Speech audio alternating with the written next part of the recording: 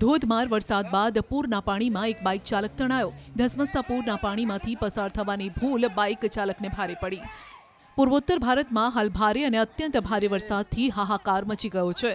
અસમના 15 જિલ્લામાં પૂરની સ્થિતિનું નિર્માણ થયું છે।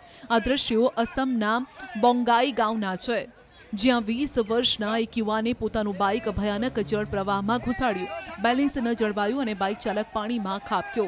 આ જોઈને આસપાસમાંથી લોકો બચાવવા માટે દોડ્યા। જો કે બચાવવા દોડ્યો એ વ્યક્તિ પણ તણાવા લાગ્યો।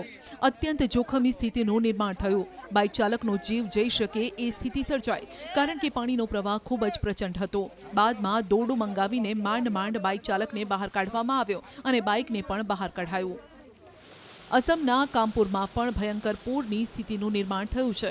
19 જેટલા ગામમાં પૂરના પાણી ભરાયા છે। વરસાદની તીવ્રતામાં ઘટાડો થયો છે, પરંતુ પૂરના પાણી હજુ પણ ઓસર્યા નથી। ઠેર ઠેર પાણીનો ધસમસતો પ્રવાહ જોવા મળી રહ્યો છે। રોડ રસ્તા પર પાણી ભરાઈ જતા કેટલી જગ્યાએ વાહન વ્યવહાર ખોરવાયો।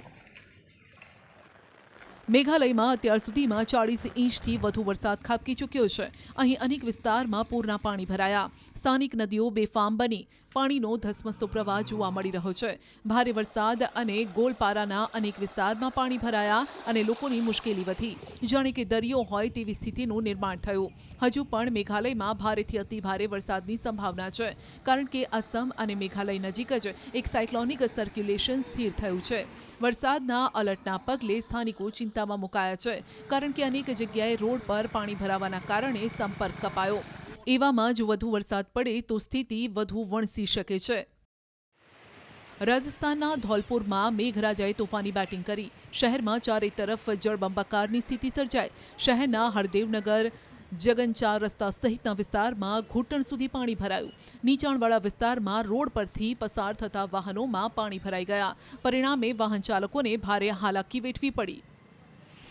આ તરફ નેપાળમાં સતત વરસી રહેલા વરસાદે બિહારીઓની હાલત બગાડી નાખી। અરરિયા જિલ્લાની લગભગ તમામ નદીઓ બે કાંઠે વહેતી થઈ। નેપાળથી સીધી જ નીકળતી બકરા અને નોના નદીમાં ધસમસતો પ્રવાહ જોવા મળ્યો। સિકટી અને પલાસી વિસ્તારમાં નદીનું પાણી લોકોના ઘરમાં ઘૂસી ગયું। અરરિયાના કેટલાક વિસ્તારમાં તો નોના નદીનું પાણી રસ્તા પર વહેતું જોવા મળ્યું। પરમાન નદીમાં પણ પાણી વધતું જોવા મળ્યું। ડીએમ દ્વારા તમામ અધિકારીને એલર્ટ અપાયું। અસમ અને ત્રિપુરા સરહદ પર આવેલા કુર્તી ગામમાં પૂર આવ્યું। પૂરના કારણે અનેક પરિવારો પ્રભાવિત થયા, જેમણે રાહત શિબિરમાં આશરો લેવો પડ્યો। ત્રિપુરાના કરમતલામાં કેટલાક વિસ્તાર પૂરથી પ્રભાવિત જોવા મળ્યા। સ્થાનિક નદીઓએ રૌદ્ર સ્વરૂપ ધારણ કર્યું છે। અસમના દેકિયાજુલીમાં ભારે વરસાદના કારણે હાઈવે પર પાણી ભરાઈ ગયું। અહીંથી વાહન ચાલકો જીવના જોખમે પસાર થતા હોય તેવી સ્થિતિ જોવા મળી। તંત્ર દ્વારા લોકોને પૂરના પાણીમાં ઉતરીને જોખમ ન ખેડવા સૂચના અપાઈ, કારણ કે આ રીતે વાહનો પસાર કરવાથી કોઈનો જીવ પણ જઈ શકે છે।